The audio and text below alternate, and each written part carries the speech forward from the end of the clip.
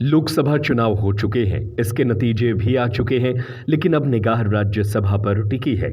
दरअसल लोकसभा चुनाव के बाद पूरे देश में राज्यसभा की 10 सीटें खाली हुई हैं, जिनमें से बिहार के कोटे की 2 राज्यसभा सीट खाली हुई है। बिहार से राज्यसभा सांसद और लालू प्रसाद की बेटी मीसा भारती लोकसभा का चुनाव जीत गई हैं। अब लोकसभा जाएंगी। वहीं पटना से पूर्व सांसद रहे सीपी ठाकुर के बेटे विवेक ठाकुर भी नवादा से लोकसभा चुनाव जीत गए हैं। 2020 में विवेक ठाकुर राज्यसभा भेजे गए थे।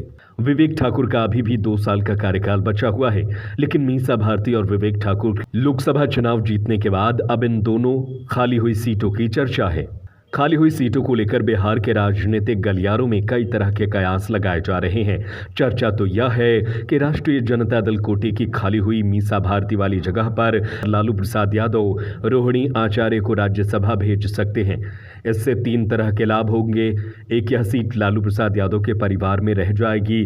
दूसरी तरफ राजनीति में एंट्री की कोशिश कर रही रोहिणी आचार्य को राज्यसभा जाकर सीखने का मौका मिल जाएगा। राजनीति में उनकी सक्रियता सुनिश्चित हो जाएगी।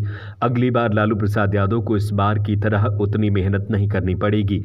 राजनीति में कदम जमाने की कोशिश कर रही रोहिणी आचार्य के लिए भी यह मौका होगा। आरजेडी दफ्तर और राजद के कार्यकर्ताओं में इस बात की चर्चा है कि मीसा भारती लोकसभा जाने की वजह से राज्यसभा की खाली हुई सीट किसी और को नहीं जाने वाली है, वो रोहिणी के पास जाएगी। जी हां, बिहार के राजनीति में चर्चा भले ही रोहिणी आचार्य की हो रही है, लेकिन रोहिणी को राज्यसभा भेजने की सिर्फ चर्चा भर रही है।